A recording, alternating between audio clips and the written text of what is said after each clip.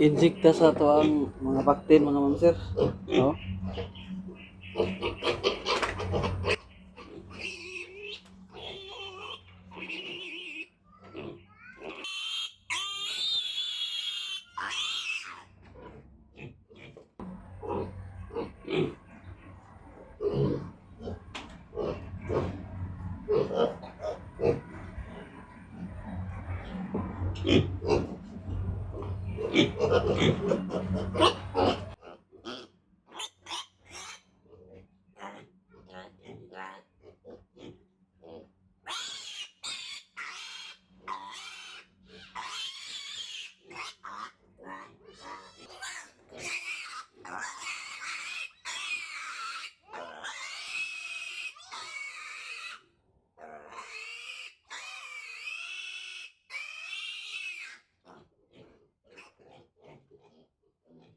Oh, na ang kinidom yun ako mga ma'am sir.